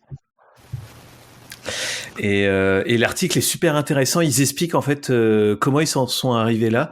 Donc au début, ils commencent à t'expliquer que maintenant les nouveaux SSD, ils ont des procs ARM et de l'Ethernet. Donc du coup, et de la RAM. Du coup, tu peux dire, tu peux commencer à mettre des choses. Après, ce qu'ils ont fait, c'est qu'ils ont flashé SQLite dans le firmware. Et après, ils expliquent comment ils ont fait une petite couche de file system pour faire la syntaxe, et que du coup, en plus, ils font du push down, donc ils poussent des opérations directement ils prennent en compte la nature du SSD directement pour venir optimiser les requêtes SQL. Et j'ai trouvé ça très très rigolo. Comme approche. Ils ont même mis un petit bench. Alors ça vaut ce que ça vaut, mais ça battait sur une requête SQL en termes de temps, ça battait avec un disque dur classique et un disque dur monté en IO Uring, qui est une nouvelle interface kernel. Qui envoie déjà pas mal, ouais. Qui envoie pas mal. Mais en fait, comme maintenant le hardware est tellement rapide que le coût en fait de ta stack kernel en IO est devenu énorme. Donc tu as énormément de papiers de recherche qui sort en ce moment pour dire comment on fait pour bypass le kernel pour accéder à mes fichiers. Et du coup, c'est ces papiers-là.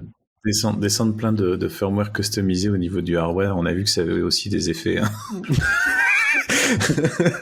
Et des trucs qui étaient proches du processeur qui ont causé quelques petits maux de tête à des gens comme tout de suite. Enfin bon, je trouve l'approche très rigolo de compiler SQLite et de l'injecter dans un firmware de SSD et d'exposer ça en JDBC. Enfin, Par rapport à ce dont on parlait avant, là, pour le coup, il y a un couplage de ouf entre les données et le soft qui les manipule, quoi. C'est-à-dire que là, la terreur de perdre les données avec, elle doit être quand même assez terrible, quoi. Ouais, très clairement, ouais. Mais après, c'est l'approche historique enfin, depuis les années 70, on a toujours le même problème, c'est est-ce qu'on rapproche les calculs des données ou est-ce qu'on remonte les données vers là où on a du calcul, quoi. Donc, c'est ça. C'est classique. Et alors, Moïse et la parler montagne. du kernel avec Io Uring, on a deux personnes, des contributeurs Postgres, qui travaillent en parallèle avec le développeur kernel. Donc, si je me souviens bien, le développeur kernel qui fait ça, c'est Jens Axbo. Il est chez Facebook, non? Ça, je saurais pas dire. Je sais plus. Et en tout cas, côté Postgres, on a Andres Freund qui travaille avec lui. En fait, à chaque fois, ils travaillent tous les deux et ils font régulièrement, il y a le développeur kernel qui dit ouais, j'ai rajouté ça dans l'API, c'est vachement bien. Et le développeur Postgres qui dit j'ai utilisé, il y a une performance de régression dans tel et tel cas, est-ce que tu peux regarder? Puis ils travaillent ensemble, ils corrigent des trucs. Et donc on espère que bientôt dans les versions modernes de Postgres, là, alors je crois que c'est pas passé en Postgres 14, ce sera Postgres 15. On pourra exploiter complètement tout ce qui est Direct.io, IO Uring, etc., des couches kernel, quoi. En tout cas, on a des gars qui bossent dessus. Ça, c'est très cool. Ça va déchirer. Ouais. Et puis l'approche, ce qui est intéressant, c'est que l'approche IO Uring, on en parlait dans un des derniers épisodes sur le kernel qu'on a fait, c'est que l'approche IO Uring, elle est en train de se généraliser même au niveau du kernel Windows. Enfin, ça s'élargit ailleurs que cette approche qu'au niveau du kernel Linux. Donc, c'est intéressant pour les modèles d'exécution. Enfin, si ça converge, ça évite d'en maintenir plusieurs différents à différents endroits, donc c'est plutôt bien. Ouais. J'avais vu des benches QEMU, KVM où du coup en PCI pass-through sur les NVMe, t'avais un overhead de 3% en utilisant un PCI pass-through en IO Uring sur ta VM par rapport à du natif. Enfin, c'est oufissime, quoi. C'est oufissime. Et l'autre action que m'inspire l'article de pousser SQLite dans le SSD, c'est, voyez, les innovations en 2021, il y a encore du SQL au cœur, donc les développeurs d'applications, apprenez SQL pour de vrai. C'est le truc. Vous pourrez aller bosser chez Samsung sur les SSD. Chez Samsung. C'est un langage qui vaut vraiment le coup d'être regardé en profondeur. Voilà. On y revient pas mal, cela dit, au SQL. Il y a eu toute une période NoSQL où Mongo c'était vraiment le truc du moment, et on voit quand même de plus en plus de gens publier des articles sur le côté, en fait, on avait besoin de SQL et ça résout une partie de nos problèmes, et c'est cool. Après, NoSQL, au départ, c'était pas de SQL, c'était not only SQL, non. Et c'était quand tu as besoin de certaines caractéristiques, tu n'utilises pas d'SQL, et c'est devenu radical. De fait, voilà, ça a dérivé vers autre chose. Certaines périodes. C'était pas aussi le NoSQL, parce que tout à l'heure on évoquait ça. Un sujet qui m'est cher, c'est l'aspect transactionnel des bases de données. Et du coup, le NoSQL, en fait, ils vont jouer sur des compromis autour des fameuses 4 lettres, là, ACID. Donc atomique, consistant, isolé et durable. Et donc Postgres, lui, il s'engage à faire les 4. Et le truc, c'est que la plupart des gens des développeurs qui apprennent à utiliser une base de données, on va avoir dans notre esprit, de manière plus ou moins consciente et plus ou moins explicite, qu'on nous offre une garantie d'acidité derrière. Donc, mais quand on regarde la plupart des systèmes SQL, ils vont enlever quelques-unes de ces lettres-là, de ces garanties-là, de manière à pouvoir obtenir des compromis meilleurs en termes de Big 3. Ouais, tout ce de ce qu'on veut, quoi. Et MongoDB, c'était compliqué au début. Alors, j'aime bien dire du mal de MongoDB, donc excusez-moi d'avance. Je vais me permettre. Tout le monde sait qu'il faut faire du JSON dans Postgres. On a plein de JSON dans Postgres. Donc, pour faire du document, on peut faire. Alors, est-ce que c'est mieux ou moins bien? Ça dépend des cas d'usage. MongoDB, ils n'ont pas de transaction. C'est un choix. Mais du coup, on ne peut pas avoir dans ACID ni le A ni le I. On ne peut pas être ni atomique ni isolé quand on n'a pas de transaction. Ça n'a pas de sens. Donc, il y a 2 lettres d'acide qui disparaissent. Donc, ça veut dire que ce boulot-là, c'est à l'application de le faire. Donc, est-ce que c'est intéressant pour vous de le faire dans l'application ou est-ce que vous êtes sûr de ne pas en avoir besoin? C'est la première question à se poser. Et ensuite, ils ont ce design schemaless. C'est-à-dire que le C de acide, c'est la consistance des données. Donc, quand on n'a pas de schéma, on n'a pas de consistance. Et en fait, je crois que ça change un peu. Pardon? Je crois qu'ils réintroduisent des concepts de schéma maintenant. Ouais, parce qu'en fait, schemaless, ça je suis pas de près, parce que quand on regarde comment on a toujours implicitement. Ah, je suis désolé, j'ai pas un bon son, je te coupe. Non, excuse-moi, je pense qu'on a très légèrement décalé. Mais je pense que oui, en effet, JSON, déjà en soi, il y a une forme de schéma, quoi. Exactement, parce que dans l'application, on va coder en dur le nom des champs auxquels on accède. Bon, bah, si ça, c'est pas une définition de schéma, je sais pas ce que c'est. C'est juste qu'il n'est pas centralisé, le schéma, il est éparpillé partout dans ton appli. Donc, il est beaucoup plus dur à maintenir, évidemment, mais bon, ils appellent ça schemaless. Donc, on perd le C de acide. Et pendant très longtemps, MongoDB, il garantissait pas non plus la durabilité des données. C'est-à-dire, en cas de crash, vous pouvez perdre des données. Oui. Et comme il n'y a pas de transaction, il dit, bon, bah, on repart comme on veut, on verra bien. C'est ça. Et donc, bah, voilà, il y a 0 des 4 lettres de acide, quoi. Donc, effectivement, il y a des gens qui peuvent fonctionner avec ça sans problème. Mais c'est une question intéressante à se poser. On remplace pas un système SQL traditionnel par un système. Alors, j'ai dit beaucoup de mal de MongoDB parce que c'est facile et j'aime bien. Mais il y a du NoSQL qui marche très bien, comme Cassandra, par exemple. Cassandra, c'est un super produit qui est pas du tout de la base de données relationnelle. Mais eux, leur compromis, ils ont des transactions, ils ont un langage de requête avec un schéma, etc., etc.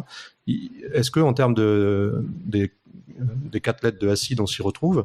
Bah oui, on va s'y retrouver, mais on va pas s'y retrouver avec du relationnel et de l'approche classique, on va dire. Donc, pour moi, dans le NoSQL, il faut faire super gaffe et bien comprendre les compromis qui sont proposés par les différents outils, quoi. Ouais, il faut comprendre le choix qu'on est en train de faire et quel compromis il y a derrière, en fait. Ouais. Souvent, on y réfléchit sous un mauvais angle qui était... Alors, très souvent, moi, je l'avais vu, c'était remplacer simplement la DB dans une stack lamp par un Mongo, ce qui était quand même assez juste là pour le coup. Là, c'était pas une très bonne approche. Et parfois, c'était juste, comme on manipule tout le temps du JSON dans les applis, c'était le même raisonnement que j'avais tout à l'heure, qui est pas le mien. Hein, je fais le raisonnement je joue au Candide, mais le raisonnement de dire, voilà, on manipule du JSON dans les applis, on va stocker du JSON et manipuler du JSON dans la DB, quoi. Hein, donc, et Mongo, à l'époque, c'était leur argument de vente. Donc, du coup, vous avez du JSON là, vous avez du JSON dans l'appli, vous faites du JSON dans votre node, vous faites du JSON partout. Et ça devient votre paradigme d'usage qui de premier abord est simple, mais dès qu'on essaie de faire quelque chose de complexe, il y a beaucoup de boulot à faire côté applicatif, quoi.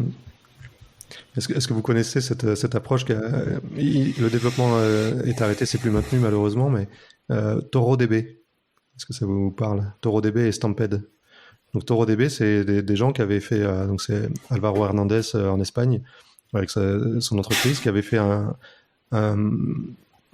un proxy qui parle le protocole MongoDB, et à la fois le protocole de requête et de distribution des données, et qui en fait stocke tout ça dans un nœud Postgres.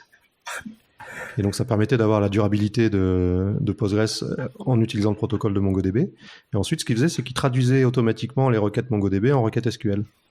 Et à la fin, avec Stamped, ils avaient une couche où ils arrivaient à avoir un modèle SQL propre, parce qu'ils disaient qu'en fait, dans une base MongoDB, 99%, 95%, ça dépend des bases, les documents sont les mêmes, ils ont le même schéma. Ce qui a du sens, évidemment.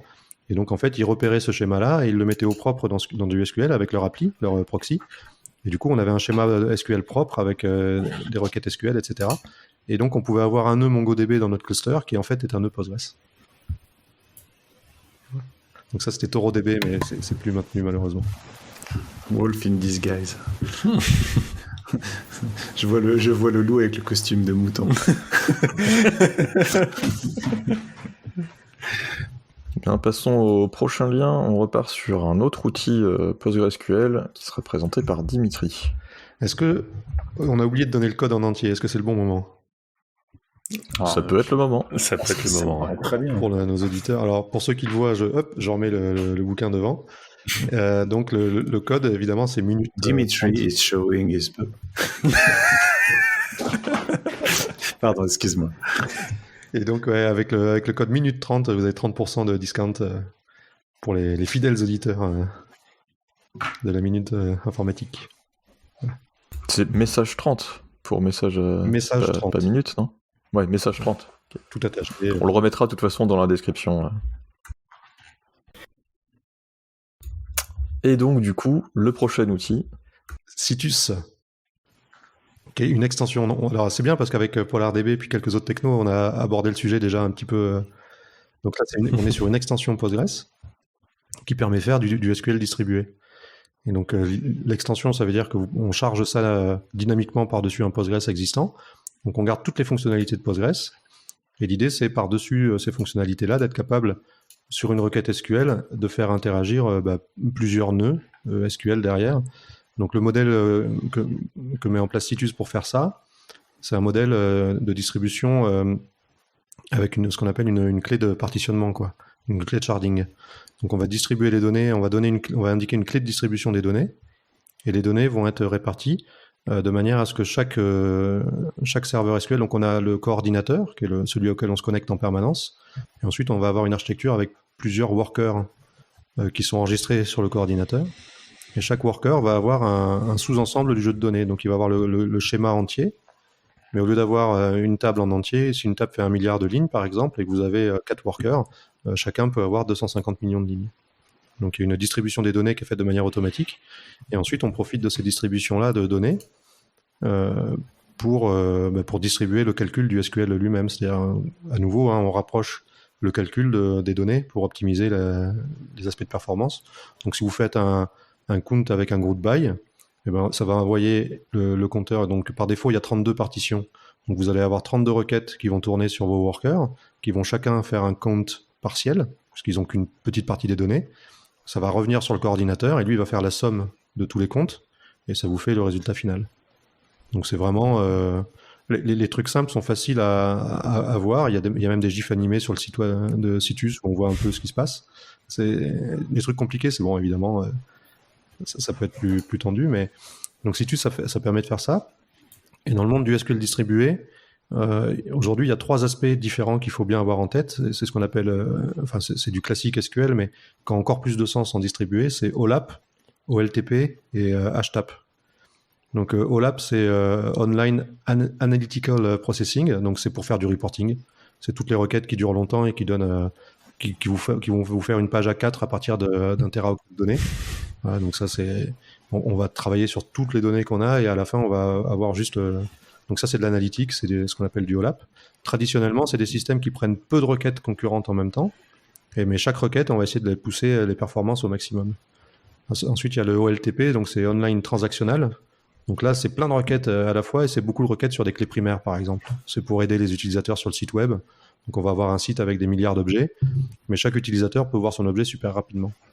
Donc ça, c'est plutôt OLTP. Puis après, maintenant, on parle de HTAP quand on mélange les deux. C'est-à-dire que on fait de l'analytique par-dessus du transactionnel, et on essaye d'avoir un seul système qui permet de faire les deux. Et donc Citus, là où il est vraiment recommandé, c'est quand on a une approche mixte. C'est-à-dire qu'on veut pas avoir une base relationnelle d'un côté puis un data lake de l'autre.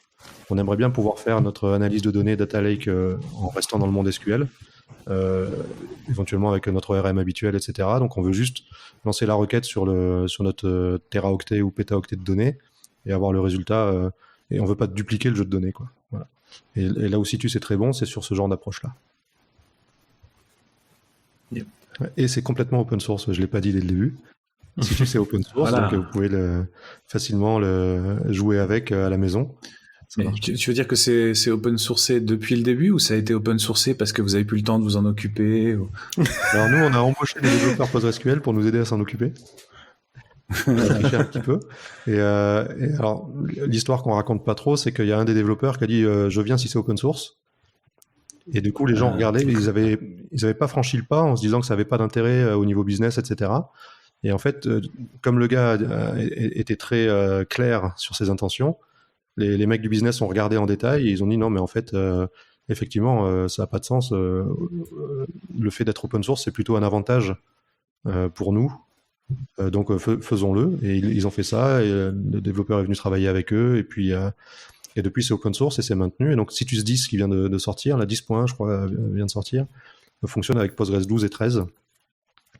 Et du coup, ouais, non, c'est maintenu. Et en fait, on a été racheté par Microsoft il y a 2 ans. Et donc, on a eu beaucoup de questions. Est-ce que ça va continuer d'être libre? Est-ce que ça va continuer d'être maintenu? Évidemment, ça va être intégré avec le portfolio Microsoft, hein, c'est le but du jeu. Mais qu'est-ce qu'il en est de la solution open source? Et donc, en fait, on a sorti, je crois, 3 ou 4 releases majeures depuis l'acquisition par Microsoft. Donc, pour montrer que l'intention dès le départ, c'était que ça continue. Et puis 2 ans après, on peut le vérifier. La meilleure release Citus que j'ai jamais eue, c'était la 10.1 là, qui vient de sortir et qui a été faite sous l'égide de Microsoft. Donc parfois, ils arrivent complètement à faire ce jeu-là de l'open source. On est sur une bonne période pour Microsoft, point de vue open source. Ça fait quelques années qu'ils font des bonnes choses. Je sais pas si ça va continuer, mais pour l'instant, Ouais, croisons les doigts. c'est plutôt positif, quoi. Donnons le bénéfice du doute. Ouais. Non, mais je pense que c'est pour la... Alors ça, c'est un avis très personnel, et il se trouve que je travaille chez Microsoft aujourd'hui, mais j'en ai pas parlé avec les grands pompes de Microsoft, je sais pas ce qu'ils ont en tête. Ce que j'ai l'impression de voir, c'est que pour être compétitif dans le cloud, comme ils sont arrivés un peu quand même après Amazon, le fait d'être capable de dire, nous, quand vous prenez PostgreSQL dans le cloud chez nous, c'est le PostgreSQL de la communauté, c'est le vrai, on l'a pas modifié. S'il tourne sur votre laptop, ce sera le même qui tournera sur Azure. Etc., etc. Donc ça, c'est un avantage pour eux, concurrentiel. La même approche avec OpenJDK, où ils ont pris des gens de Londres là qui bossaient sur Adopt OpenJDK, ils les ont embauchés aussi pour travailler sur leur release et ramener la communauté avec aussi. C'est ça, en fait, c'est du marketing, c'est ce qu'on appelle du marketing technique. Mais du coup, tant que c'est gagnant-gagnant, c'est chouette. Si ça permet d'avoir aussi des gens qui sont payés pour travailler sur le projet communautaire et open source, c'est très bien. Hein. Ouais. Bon, ça fait 20-30 ans qu'on travaille dessus, mais je crois qu'on n'a toujours pas la bonne solution pour arriver à financer l'open source. Ou en attendant d'avoir des grosses entreprises qui payent des gens pour le faire à temps plein, c'est pas mal, c'est ce qu'on a trouvé de mieux. De plus stable en tout cas, ouais, c'est clair. Donc Citus, je vous encourage à regarder. Alors ce qu'on dit, c'est que c'est intéressant à partir de l'ordre de grandeur, c'est 100 gigas à 1 Tera de données. Parce que avec moins de données que ça, la surcouche réseau de coordinateur qui va parler avec les workers, surtout quand il y en a 32, enfin 4 workers on va dire, ou 2 workers avec 32 shards, la surcouche de communication, ça va ralentir vos requêtes. Si les requêtes tiennent en mémoire sur un seul host, le fait d'aller parler à un autre... les ordres de grandeur de un réseau, on n'y est pas, quoi. Par contre, sur 1 Tera de données, alors on a des clients qui ont 1 pétaoctet de données en ligne, accessibles en SQL, avec des requêtes qui durent, je crois que la latence à 95%, elle est de l'ordre d'une demi-seconde. Et donc avoir des requêtes qui tournent en une demi-seconde sur 1 pétaoctet de données, c'est confortable, quoi. C'est tout à fait honorable. Ça commence à faire correct. Pas mal. Faut un bon réseau entre les deux quand même, mais ça tourne bien, quoi. Ouais, alors la stack est pas en Java. Ces requêtes-là qui sont très rapides, c'est des requêtes qui vont manipuler. Chaque requête manipule assez peu de données. Elles vont pas manipuler le pétaoctet, bien sûr. On ne fait pas des jointures de fou entre toutes les tables sur le. Non, c'est pas ça.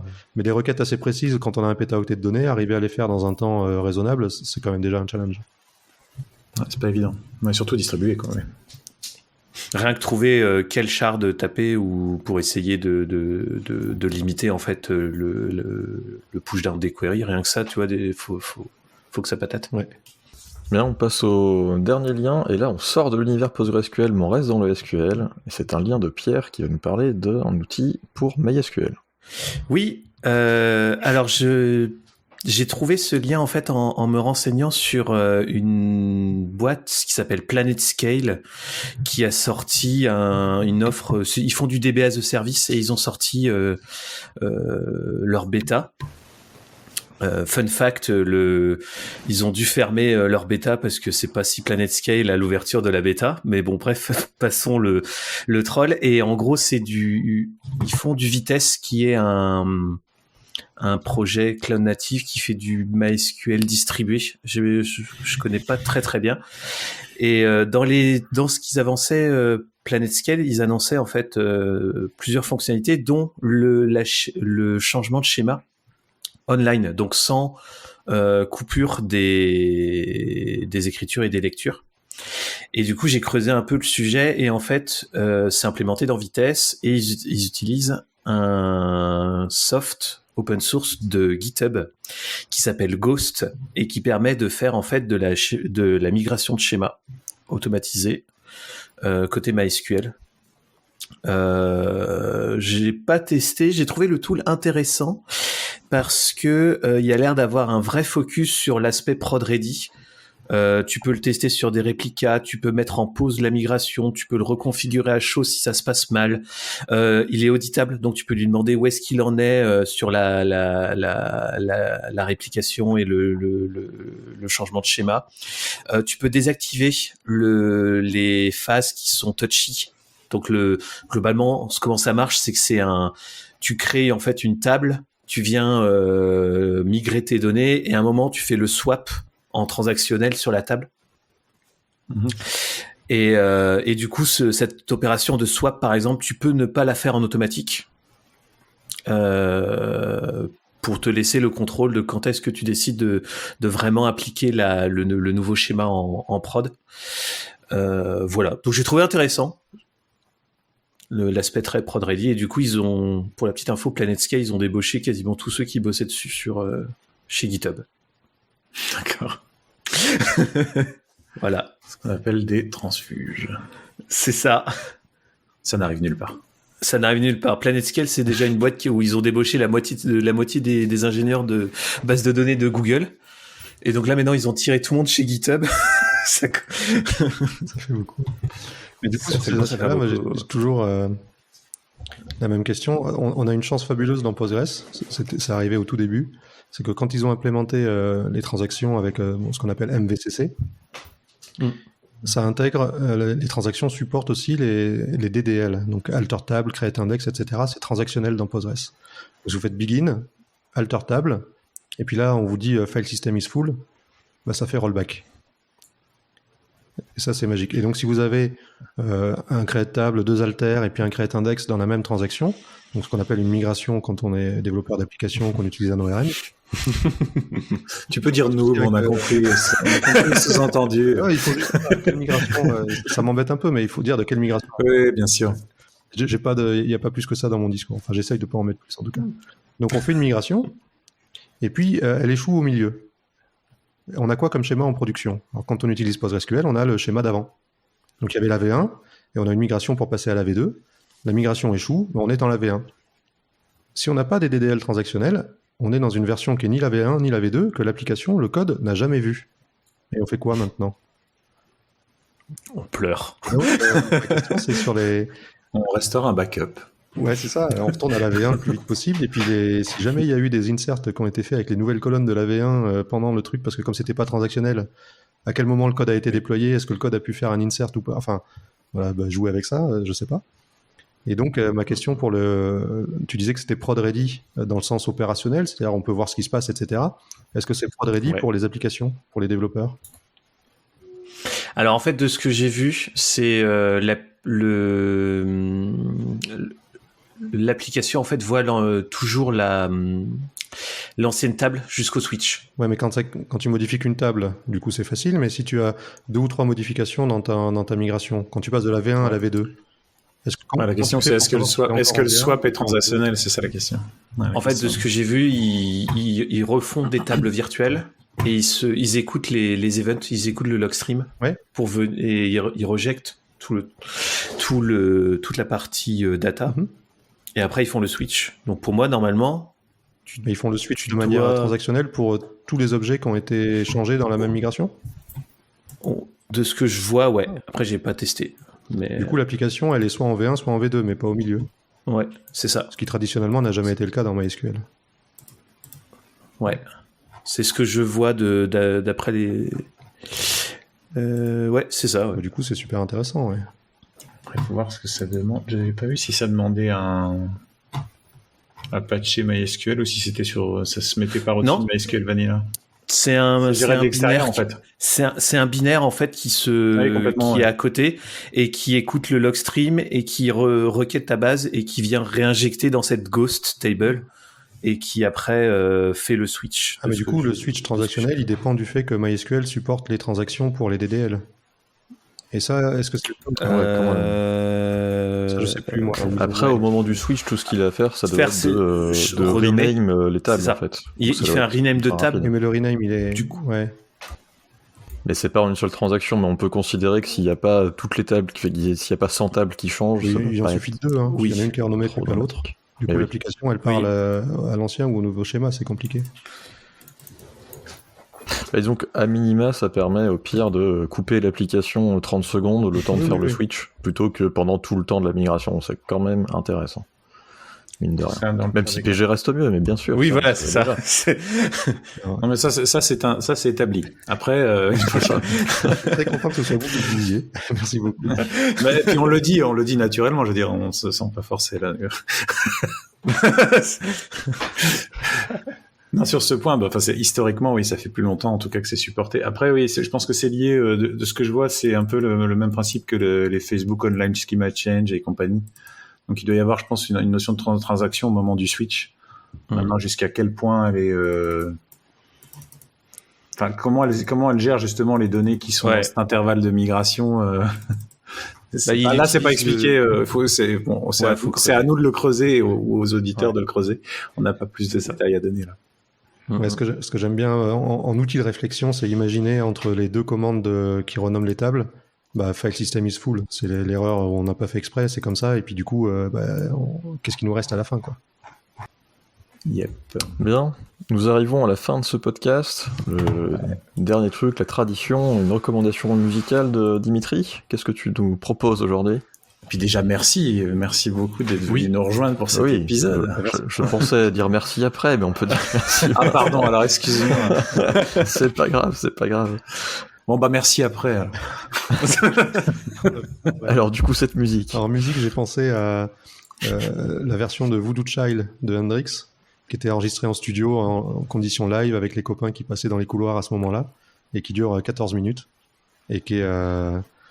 Enfin, moi, c'est un morceau que j'ai découvert il y a quelques années maintenant, et que je continue de trouver extraordinaire, quoi. C'est juste des copains qui jouent dans un studio, mais les copains, c'est Hendrix, c'est un pianiste de légende, et pour moi, ça représente un peu... ça sert à ça la musique aussi, quoi. On partage des émotions ensemble, et puis il se passe des trucs, quoi. Yep. Magical. Super, merci pour cette recommandation, merci d'avoir participé à ce numéro de Messages à caractère informatique, et puis merci à tous d'être venus, et merci aux auditeurs de nous avoir suivis. Merci de votre invitation et à bientôt. Super. Je trouve ça super judicieux de dire merci en tout cas. Excellente idée quand même. Bravo. Merci à tous. Ciao, merci. Ciao.